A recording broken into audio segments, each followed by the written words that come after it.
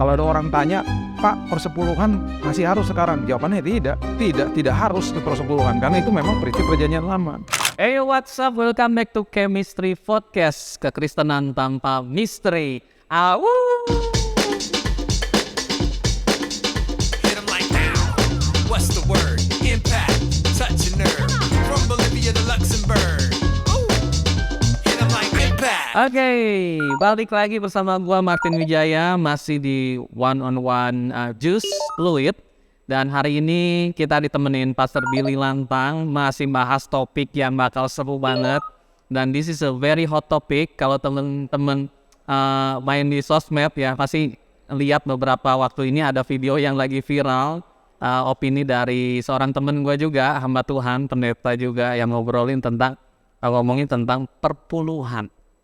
Ya, dan itulah topik yang mau kita bahas hari ini bareng Pastor Billy Lantang. Bukan cuma perpuluhan, mungkin nanti kita singgung sedikit juga tentang persembahan sulung, ya.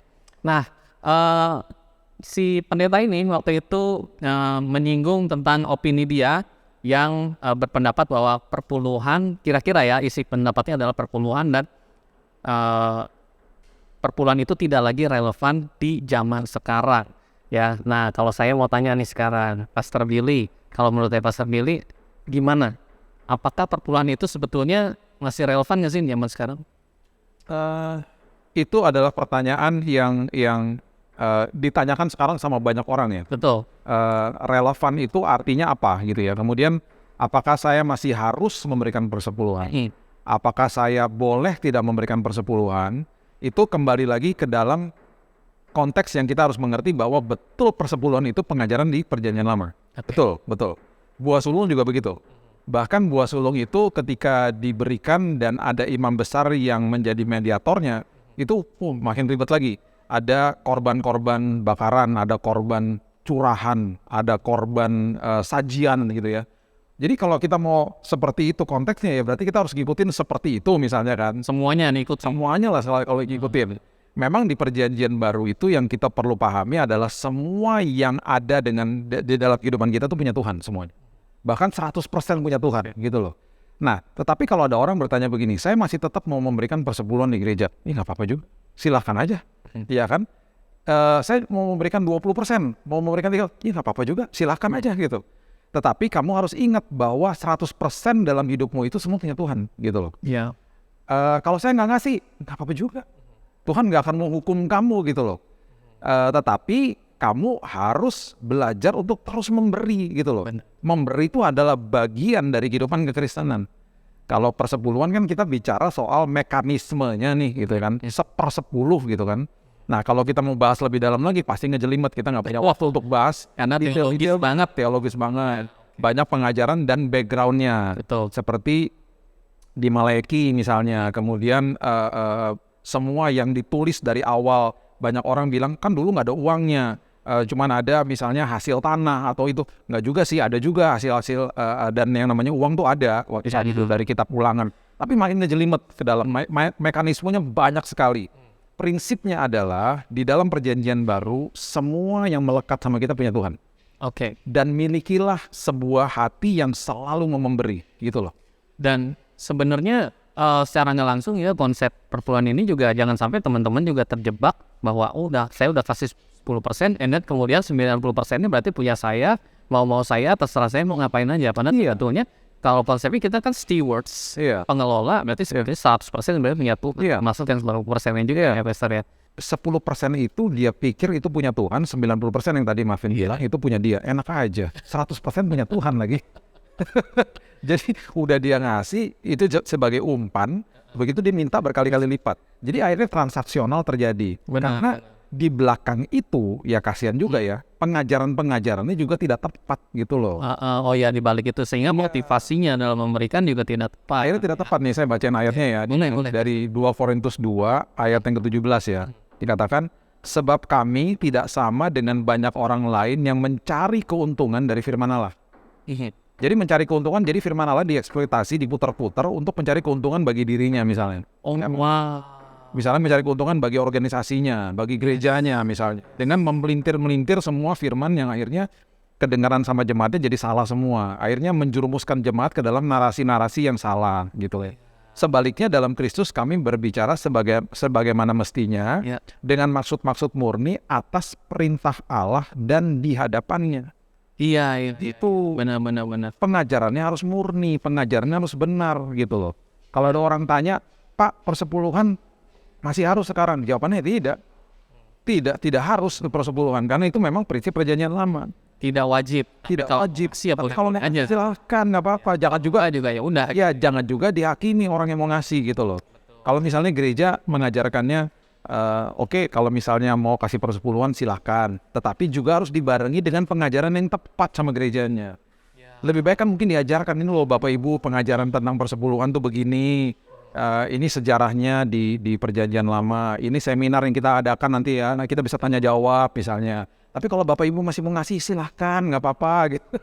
Dan Dikasih ketentuan gitu loh. betul, outputnya harus teduh ya, jangan sampai membuat Iya. jemaat justru jadi takut, merasa terpaksa, Iya. merasa ini jadi kalau saya tidak memberi jadi takut tidak dilindungi Tuhan, tidak diberkati Tuhan ya. Outputnya jangan seperti itu. Iya. Yes. Dan sebenarnya kalau saya pernah dengar juga nih Pastor ya, memang konsep perpuluhan ini kan sebenarnya esensinya itu kan untuk keadilan dan belas kasihan, untuk kesejahteraan Iya. orang-orang ya, kaum Lewi dan juga ada janda miskin dan juga anak yatim. Betul. Ya, jadi sebetulnya apakah hari ini tuh masih seperti itu prakteknya? Ya, jadi misalnya contohnya gini. Misalnya satu hari, ini pandangan saya ya. Misalnya gini, satu hari kita digerakkan Tuhan untuk memberikan kepada janda miskin. Ya. Terus kita punya uang sekian yang kita rasa, aduh saya mau tabur kepada janda-janda miskin. Bulan ini saya nggak bisa kasih ke gereja lokal saya misalnya. Jangan juga merasa bersalah. Itu kembali ke dalam hati kita masing-masing, tanya sama Tuhan. Gitu. Yes. Saya juga pernah begitu. Saya ini statusnya jemaat loh. Ya saya ketika dibilang sama Tuhan, Bill kamu taburnya di sini ya. Ya udah saya ngikut aja. Hati saya teduh kok gitu. Ya. Jadi betul-betul minta pimpinan Tuhan aja. Tuhan mau kasih kemana? Karena semua tempat, semua organisasi gereja, semua pasti dicukupkan Tuhan. Itu punya Tuhan kok. Itu Tapi punya Tuhan. ada pengajaran gini loh, ini lucu Pastor, kan ada pengajaran yang kayak gini. Kamu kan kalau makannya di McD ya kamu bayarnya di McD no, atau kamu makan di rumah makan Padang, kamu makannya di rumah makan Padang itu. Masa bayarnya di tempat lain? Itu gimana Pastor? Ya, kalau jawaban saya begini. Semua gereja, semua pengelolaan gereja pemiliknya Tuhan. Ya kan? Jadi kalau misalnya kamu bilang bahwa kamu harus kalau makan di situ berarti bayarnya ke orang itu dong. Bayar kembali lagi seperti pembahasan kita di waktu yang lalu. Kita harus memberi kepada pipanya, berikan kepada sumbernya. Berikan pada Sumbernya itu menguasai semuanya. Sumbernya mempunyai banyak tempat. Ketika sumbernya itu mengatakan kepada kita, kamu kasih ke sini, kamu kasih ke sini. Ya terserah sumbernya gitu. ya, jadi mau kasih ke pipa yang manapun ujung-ujungnya memang memberi ke Tuhan. Pada sumbernya. Ada sumber, jangan merasa bersalah Iya. kalau tidak memberi Iya. salah satu pipa itu. Iya. Kan di gereja kalian pun gitu ya, jangan sampai merasa tertuduh dan yang merasa bersalah. Nice, very nice. Nah terus ada lagi gini argumentasi ya tentang bahwa suku Lewi itu sering diidentikan sebagai pendeta full time di zaman sekarang, padahal mungkin situasi kondisinya sudah berbeda gitu ya Pastor, karena tadi objek penerima dari perpuluhan itu kan salah satunya suku Lewi Pastor. Betul. Nah padahal mungkin argumentasinya suku Lewi, apakah pendeta zaman sekarang itu sama dengan suku Lewi waktu itu katanya, karena kan mereka nggak boleh cari uang di luar gereja, padahal mungkin banyak pendeta zaman sekarang punya bisnis juga dan sebagainya. Apakah pendeta nggak boleh punya rumah, aset gitu ya? Karena suku Lewi waktu itu mungkin asumsinya tidak boleh punya rumah gitu ya. Nah, apakah pendeta sekarang statusnya sama rendahnya dengan janda miskin atau anak yatim gitu ya secara sosial mungkin, sehingga perlu dibantu mungkin ya, bahasanya seperti itu. What's your comment on that, Pastor? Suku Lewi itu terdiri dari dua kan. Ada pengerjanya, ada imamnya. Ya kan? Ya. Ada pengerjanya, ada yang memang dia tugasnya bekerja di situ dan memang ada imam gitu ya. Nah, itu kan konteks perjanjian lama. Di dalam perjanjian baru kalau misalnya pendetanya punya rumah, punya properti, ya nggak apa-apa lah. Emang nggak boleh punya begitu, nanti disalah-salahin. Nah, kembali lagi ke dalam semua organisasi masing-masing. Kalau organisasinya bilang bahwa kita menggaji pendetanya, terus pendetanya boleh beli rumah, bahkan ada yang menghibahkan rumah kepada dia, sah-sah aja, nggak apa-apa. Jangan bilang, wah pendeta ini ngambil uangnya jemaat, kecuali betul-betul memang dia mencuri, itu kan beda, ya kan? Tapi kalau sudah disetujui, ada anggaran dasarnya, pendeta dapat gaji, kemudian sesekali ada jemaat yang merasa ingin memberkati dia, kasih mobil misalnya, nggak apa-apa juga, sah-sah aja gitu kan. Itu semuanya dalam ranah yang tepat-tepat aja ketika dilakukan dalam semua aturan yang benar di dalam organisasi masing-masing. Ada juga pendeta yang mengatakan, saya nggak terima gaji Pak dari sini karena saya pengusaha misalnya. Ini nggak apa-apa juga, ya kan? Jadi semua pasti punya perbedaan masing-masing, gitu kan. Kembali lagi juga pasti ada aturan sinode pastinya, ya kan. Nah, kalau kemudian dikaitkan dengan yang namanya persepuluhan, kembali lagi pengajarannya harus benar, gitu aja. Yang penting pengajarannya, ya tetap kita akan terus bilang sama jemaat untuk belajar memberi dalam konteks apa ya kita ajarin kepada mereka. Memberi kepada rumah Tuhan udah pasti nggak apa-apa, untuk bantu operasional udah pasti dong. Kan kita juga kasih tahu sama mereka gitu. Tetapi di dalam hal misalnya menabur, menuai, pengajaran harus benar, persepuluhan harus benar, buah sulung harus benar. Saya juga nggak apa-apa misalnya gereja ngomong gini, Bapak Ibu nanti di awal tahun yuk kita buah sulung yuk gitu misalnya gitu. Ayo gitu, mereka pasti setuju, tapi pengajarannya benar. Bapak Ibu gini ya, buah sulung ini dari perjanjian lama. Tapi kita untuk karena kita ada kebutuhan tahun depan misalnya mau bangun gedung, kita persepuluhan, kita buah sulung. Misalnya Bapak Ibu nggak bisa, nggak apa-apa. Bapak Ibu tanya sama Tuhan, mau kasih buah sulungnya berapa? Mau kasih seluruh gaji? Saya pernah begitu. Saya pernah tahun 2000 di pekerjaan saya yang pertama, tiba-tiba ada suara hati di sini, Bill kasih semuanya. Gue sampai berdoa 3 kali. Serius nih Tuhan. Sampai minta temen doain, gue kayak ada suara begitu. Dia habis puasa didatengin, bener lu harus ngasih loh. Gitu. Terus waktu ngasih, itu nggak pernah lupa ya, kan belum bentuk transfer waktu zaman dulu ya. Itu waktu ngasih di kantong kolektor, itu gue sempet begini-begini loh, pegang-pegang kantong kolektor, karena nggak rela. Karena pertama kali ngasih semuanya kan. Terus itu ibu-ibu yang lagi pegangin kantong kolektor, gue nggak pernah lupa mukanya. Kan dia lewat kan, gue sampai liatin, mau diapain tuh duitku, mau diapain itu. Tapi setelah itu terjadi breakthrough. Itu kan 2 tahun setelah baru Krismon di Indonesia. Terjadi breakthrough. Tiba-tiba ada seorang yang akhirnya telepon dan memberikan sebuah mobil. I see. Tapi jangan jadikan kesaksian ini, wah gue mau kayak pastor standar semua orang. Pokoknya gue kasih supaya gue dapat mobil, nggak bisa begitu. Itu kan conviction. Kita diberikan sama Tuhan, waktu gue ngasih, wah gue seneng banget hari punya damai, setelah itu punya damai gitu ya. Terus tiba-tiba kan nggak tahu abis itu mau dapat apa. Tuhan yang tiba-tiba menghibahkan sesuatu gitu. Jadi kalau misalnya mau dibuat seperti begitu, sah-sah aja, tapi dijelasin. Ini loh buah sulung ini perjanjian lama ya. Kita mau buat ini, namanya aja kita kasih nama buah sulung nih. Untuk supaya kita bisa nabur untuk kepentingan gereja misalnya. Betul. Yes, setuju banget. Ini edukasi jemaat gitu loh. Ya itu edukasi yang penting supaya mereka tidak salah mengerti. Ya. Dan kemarin tuh ya sempat ada satu hamba Tuhan yang videonya juga rame nih Pastor. Jadi dia tuh lagi di Israel, and then dia katanya bertanya pada rabi-rabi sana nih, orang-orang Yahudi ya. Ternyata sejak 2000 tahun lalu, sejak bait Allah itu runtuh, sudah nggak ada praktek pemberian perpuluhan nih sih. Ya, terus intinya ya mungkin dia mengedukasi mungkin supaya orang-orang itu tidak terjebak dengan konsep perpuluhan versinya dia gitu ya. What's your comment? Benar, itu benar dan saya setuju dengan tidak ada lagi, betul. Tetapi kita juga harus mengedukasi mereka bahwa yang seperti kita bicara tadi, misalnya masih ada orang bilang gini, aduh Pak saya udah kebiasaan kasih 10%, nggak apa-apa kan? Ya nggak apa-apa. Tapi yang penting lah dituduh-tuduh lu salah gitu ya. Iya nggak apa-apa, lu mau kasih 10% nggak apa-apa. Tapi harus mengerti bahwa semua itu 10 dan 90 sisanya itu punya Tuhan semua gitu loh. Karena misalnya jemaat udah biasa Pak, setiap bulan udah terbiasa begini, dan saya ngasihnya juga dengan segenap hati saya gitu. Yang penting sekarang saya jadinya ngerti nih perpuluhan adalah artinya begini. Misalnya udah ada seminar di gerejanya gitu loh. Jadi memberi tetap seperti begitu ya nggak apa-apa, sah-sah saja, nggak apa-apa. Kan kita juga diajar memberi, yang penting kita mengerti artinya persepuluhan itu apa, gitu aja. Jadi jangan sampai kita sendiri terjebak tadi ya dengan pengertian yang salah. Nah, terus sebetulnya ya, Pastor ya, mungkin yang jadi isu ya buat banyak orang tuh selain memberi perpuluhan, karena kan konsep gereja ini kan sebagai rumah perbendaharaan ya, kalau nggak di perjanjian lama, untuk bisa mendistribusikan juga kepada tadi janda miskin, terus anak yatim dan sebagainya.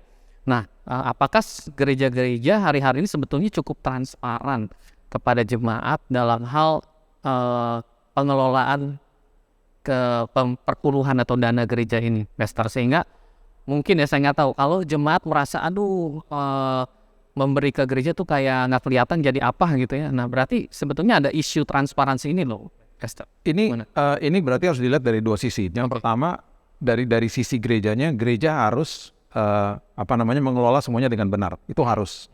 Dan jika misalnya ada pertanyaan, pertanggungjawaban atau segala macam, itu pastinya kembali ke dalam anggaran rumah tangga mereka masing-masing. Apakah mereka bisa disclose keuangan mereka dan lain sebagainya, itu pasti punya aturan masing-masing. Intinya setiap gereja harus mengelola dengan benar. Yang tadi kita udah bahas, janganlah membuat usaha-usaha, bisnis usaha yang akhirnya jadi salah arahnya. Justru kan harus diarahkan ke dalam sebuah kebutuhan misi dan juga pastinya operasional gereja. Dari sisi jemaat, janganlah berpikir, taruh uang gue mau diapain nih, taruh uang. Jangan, udah, kalau ngasih aja. Ngasih aja. Ya, ngasih karena kita berpikir, saya mau ngasih buat Tuhan. Dan memang kita kasih ke dalam sebuah tempat yang namanya gereja gitu. Jadi dari dua sisi harus benar. Saya ngasih untuk Tuhan, gak usahlah mikir-mikir yang lain-lain. Dari sisi gereja, saya juga harus mengelola dengan benar. Itu aja. Ya, sesimpel itu. Sederhana itu sebenarnya. Ya, jadi kalau kita merasa ragu, kurang damai sejahtera memberikan ke gereja tempat kalian, berarti sebetulnya kalian juga punya opsi sebetulnya ya, memberikan ke tempat di mana Tuhan menggerakkan, itu juga apa-apa. Sah-sah aja. Sah-sah aja. Nice, very nice. Dan sebenarnya ya, apakah, saya nggak tahu nih, kalau di tempat gereja saya mungkin ada third party atau pihak ketiga yang bisa mengaudit gitu ya, laporan, dan biasanya ada pemberian laporan keuangan bangunannya untuk apa gitu ya ke jemaat gitu.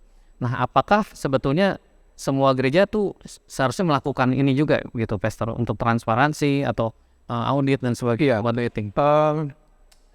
Sebaiknya sih begitu ya. Sebaiknya begitu supaya tidak ada yang namanya penggelapan lah, kemudian dan lain sebagainya ya. Pastinya kan biasanya untuk melindungi gerejanya, organisasinya dan lain sebagainya. Karena pastinya saya juga pernah ketemu orang-orang yang akhirnya mencuri di dalam dan lain sebagainya. Itu kan akhirnya bisa ketahuan ketika ada audit. Ya, ada ya kejadian? Ya pasti ada lah. Dan udah pernah ketemu juga.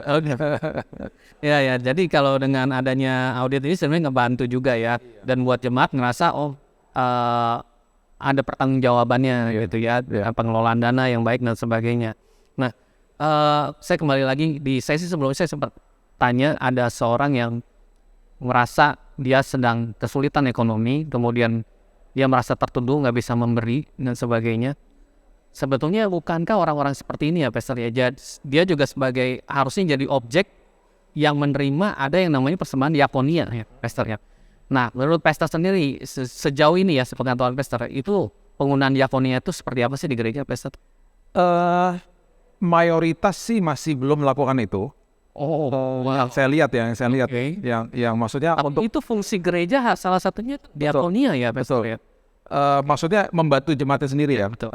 Karena yang saya lihat kebanyakan masih melakukan misi di luar.